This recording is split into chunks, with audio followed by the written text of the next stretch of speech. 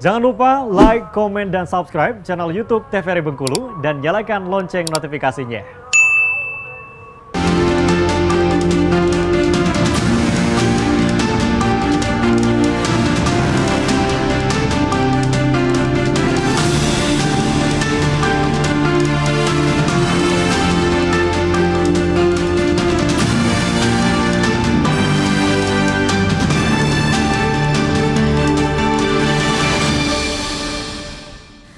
Terima kasih Anda masih bersama kami dalam acara Berendo dengan tema kita ketersediaan darah di Kota Bengkulu.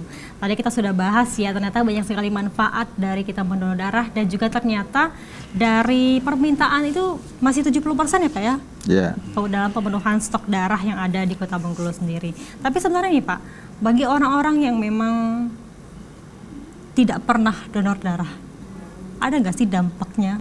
Karena kan ini sirkulasi darahnya tidak berjalan ya kan seperti itu. Ya. Dari Pak Joni gimana Pak Joni? Ya sebenarnya sulit membedakan ya kalau memang dia aktivitasnya, dia olahraganya bagus, konsumsi makanannya sehat, kemudian pola hidupnya sehat, bersih, sebenarnya nggak terlalu signifikan ya bedanya. Tapi alangkah baiknya dia udah sehat, dia donor darah, kemudian terjadi sirkulasi ya. Jadi makanan yang dia konsumsi itu tidak mubazir ya. Jadi ada sirkulasi darahnya. Tergantikan. Kalau perempuan seperti Pak Dedi tadi deh, siklus menstruasi. Kalau laki-laki kan nggak ada. Jadi lebih baik memang kalau untuk laki-laki itu donor ya, biar darahnya tergantikan dengan konsumsi makanan yang baru ya. Saya pernah kejadian tuh Pak ya, mungkin dari pengalaman saya sendiri, ada juga teman saya yang memang donor darah juga, tapi ternyata ketika dalam perjalanan mendonor itu pusing-pusing, mual-mual. Nah itu gejala apa tuh Pak biasanya tuh? Ya kalau pusing itu bisa jadi karena dia psikologisnya ya, karena dia cemas. Ada juga kan lihat jarum aja udah cemas dia. Ini. Kemudian juga ada takut. Kemudian juga memang ada juga penyakitnya memang di situ. Dia sakit sebenarnya. Dia dipaksakan. Ada juga yang dipaksakan karena mungkin keluarganya tadi butuh darah. Ya dia daripada cari orang lain udah ambillah darah dia. Padahal dia sebenarnya nggak fit, nggak sehat ya. Dipaksa. Mungkin itu yang menyebabkan dia cemas tadi ya, gemetar. Mungkin kalau dia benar-benar nggak kuat bisa pingsan sih sebenarnya kalau dia. Jadi prinsipnya jangan memaksakan kalau memang kondisi fisik kesehatan kita lagi nggak baik. Yang tahu nggak baik ya kita sendiri.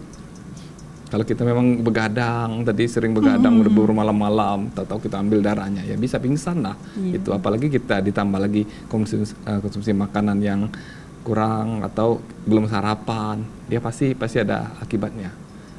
Itu Mbak. Nah, tadi kita juga singgung soal tensi darah juga ya Pak, dan juga HB. Itu juga berpengaruh berarti ya? Iya, tensi darah berpengaruh. Berpengaruh tidak lolos ketika memang dari cek kesehatan ya Bapak? Iya, tensi darah tuh wajib awal. Kalau ketika tensi darahnya rendah atau terlalu tinggi, biasanya disuruh ini dulu ya. Balik lagi nanti atau dia suruh minum susu atau gimana ya. Nanti baru kembali lagi di tensi lagi. Kalau masih juga rendah berarti nggak bisa dia memang orangnya. Tadi ini kita juga singgung ya kalau misalnya minimal bobot berat badan untuk mendonor darah itu 45 ya Pak ya, 45 kilo. Maksimalnya berapa sih Pak? Tadi belum disinggung ya Pak ya? Maksimal ya sebenarnya Maksimal nggak ada batasan. Nggak ada batasan sebenarnya. Nggak ada. Selagi dia sehat, walaupun dia misalnya 150 kilo, kalau memang dia sehat, tinggi badannya sesuai, ya boleh-boleh aja. Seperti Bapak bilang tadi bisa 2 kantong deh Pak kiri kanan. Iya, kalau yang itu bisa 2 kantong, di atas 100 bisa 2 kantong. Tapi kondisi sekarang tuh Pak masih banyak sekali ya yang memang di tempat-tempat kesehatan dan juga PMI stok darahnya masih kurang ya Pak. Kadang-kadang bahkan kita masih nemu itu pencaluan seperti itu kan ya, yang menjual darah dengan harga yang tinggi.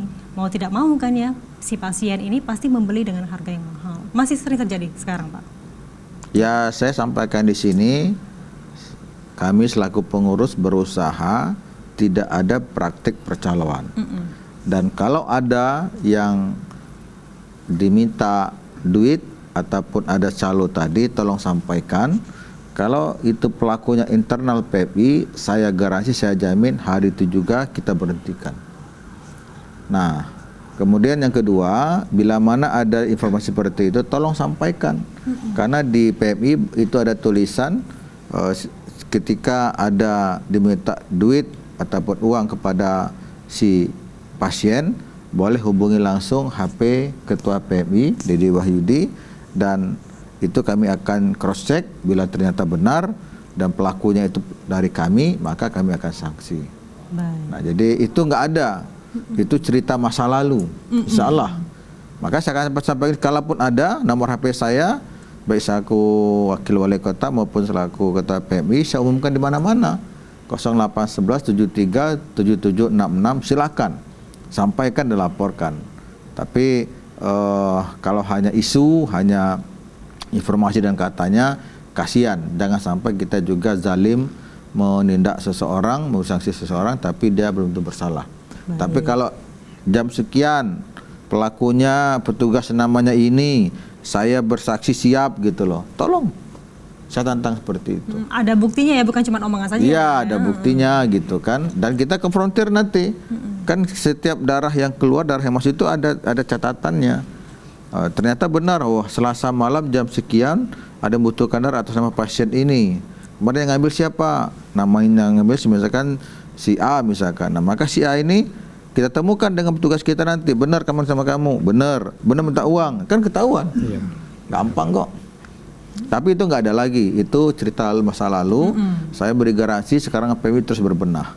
Bahkan ketika saya baru terpilih, saya menggandeng beberapa pengusaha-pengusaha yang punya nilai sosial, jiwa sosial yang tinggi. Saya pengen PMI itu kalau dulu, mohon maaf, tempat donor darahnya, tempat tidurnya itu dari mulai saya tahu PMI ya kayak gitu terus, nggak ada perubahan. Tapi sekarang Mbak Agnes boleh datang ke sana, tempat tidurnya itu mengalahkan tempat salon yang terbaik di dunia. Gitu. Saking bagusnya ya Pak. Saking bagusnya, begitu masuk ke dalam hawanya langsung sejuk.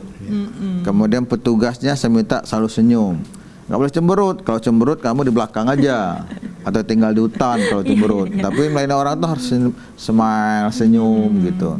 Kalau ada bentak-bentak kasih tahu juga. Ya, karena kita nih senyaman mungkin ya. Iya, orang datang memberi darah, nyumbang darah nih kan, donor nih kan. Masa harus dibentak-bentak? Masa harus misalkan tidak dengan wajah yang ceria?